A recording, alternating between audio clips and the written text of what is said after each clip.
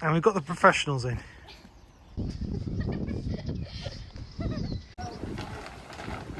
Hi, I'm Tim from the Handmade Craft House, and today we're putting up a polytunnel. This is the patch where we're thinking. The sun comes in from this side, so we'll get lots of sun for our plants.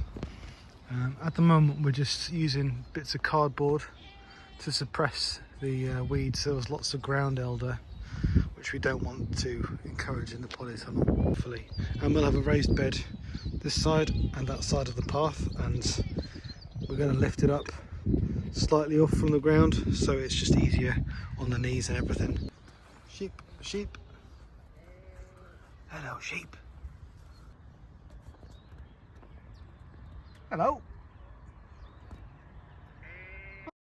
We're digging the foundations for our polytunnel, and we've got the professionals in.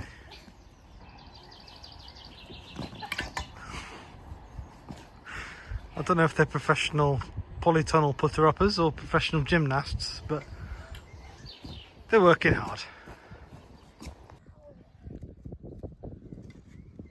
I mean, it could probably be a little deeper or a little wider at the bottom.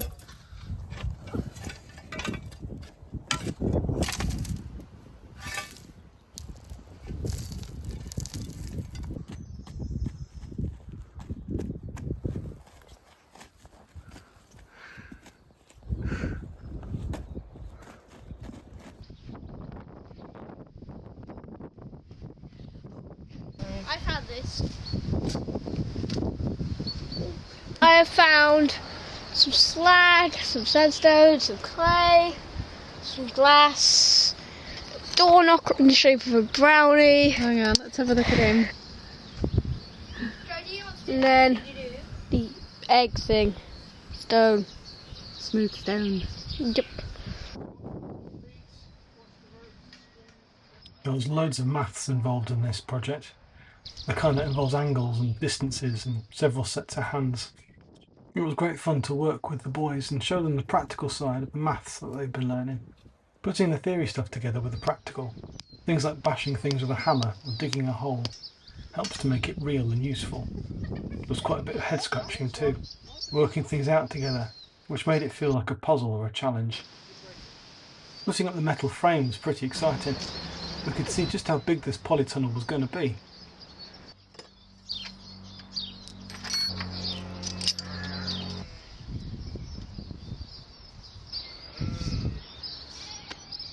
We could also see that it was in danger of getting clouted by one of the boughs of the ash tree, so that had to come off. Which was a chance to get a good look at the flowering parts of the ash tree.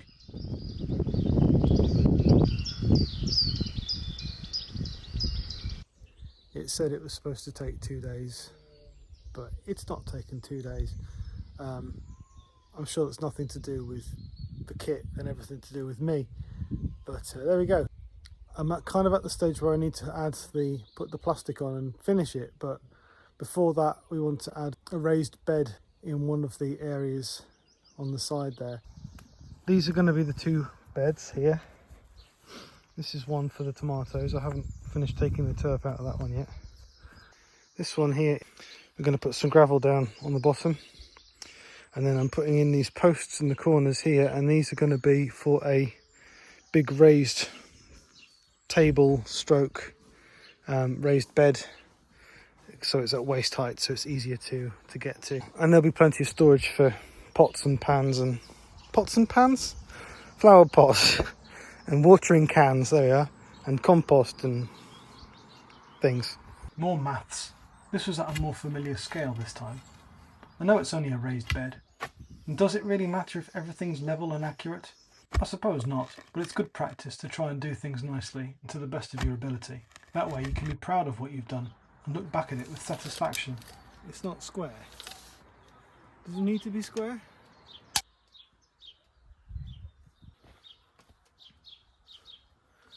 Actually it is. It's 5mm out. 5mm. It's close enough. Then came more hammering and measuring and measuring, and a bit of head scratching in there as well. until it was time to get out the big thumpy pole and start putting in the legs.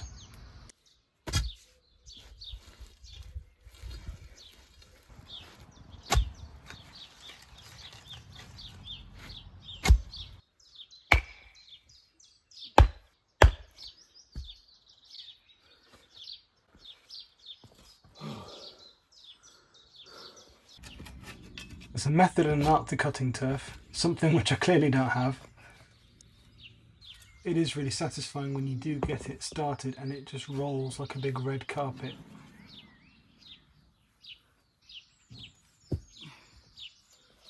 Here we go, look. Like a big red carpet, well, a big green carpet. This will get turned upside down and put into the raised bed.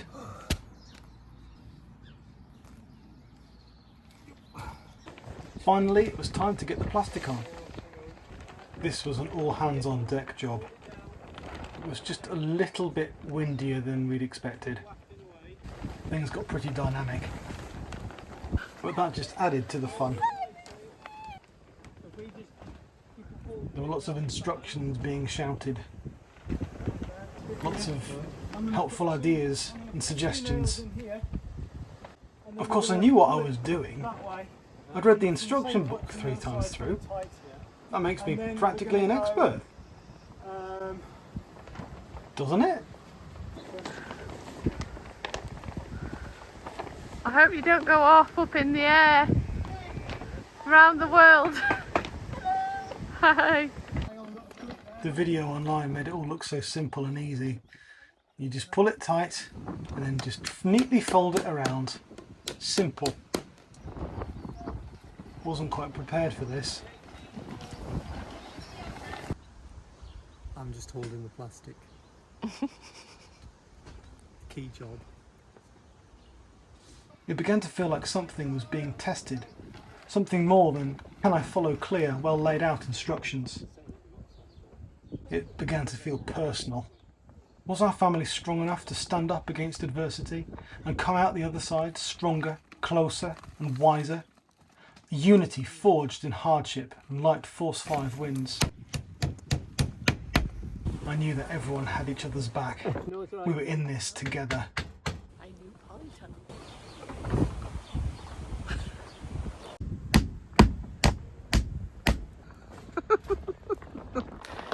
When we purchased this Polytunnel, they sent us out a lovely pack which has got a fab growing guide in it, about when to put your seeds in and everything, and a book on how to use it, and it's all really exciting and it's a really good pack, except the one thing, they sent us one tea bag. They said it was going to be a hard job, we might need to sit down and chill, and sent us one tea bag. Now by my reckoning I need 1, 2, 3, 4, 5, at least 6 tea bags. I'm going to loosen the bolts on the inside for this bottom rail. Tell me, Michael, do you feel that they should have sent you a tea bag? Who? And then we'll drop it and then tighten it up, and it will tighten it up. The Polytunnel people. Family package. Yes. Here, a little family gift box of tea bags and possibly Sweets and chocolate. Right. border biscuits. And a sort of calming lavender spray. A bottle of muscle soak. Tim is our hero, carrying the weight of the story. Yes. Kind of like the Frodo Baggins. Yes. I feel like Frodo at the moment.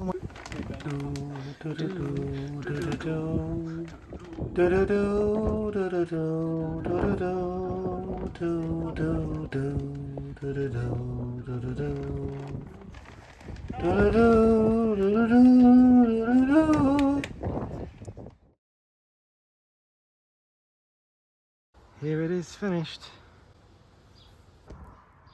Hello, Doc.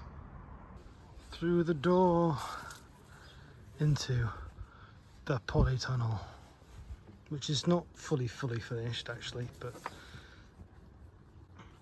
gooseberries and tomatoes come in, and a courgette our raised bed, which is half full. And there's some tomatoes and strawberries. Strawberries. Strawberries. And tomatoes. And lettuce. It's done. Almost. It's not done. I need to finish putting the floor in. I haven't quite got there yet, but we've just moved house. It's been busy. So in the end, it kind of turned out that it was a weekend of work and a couple more weekends of work and maybe a couple of months of work. Well, it's something that we've wanted for years and years, to have a decent growing space. We're really pleased with the Polytunnel. Being able to have a longer growing season, especially up here in Scotland, is really important. And being able to grow fruit and veg and keep them safe from pests and birds and things is a good thing. It's also been a really nice project to get involved with the boys and work together on something that we can stand back and see and get a lot of pleasure and enjoyment from. We might even end up extending it at some point. Thank you for watching, and if you'd like to see more of our videos and what we're up to, please like and subscribe. Thanks for watching. Bye.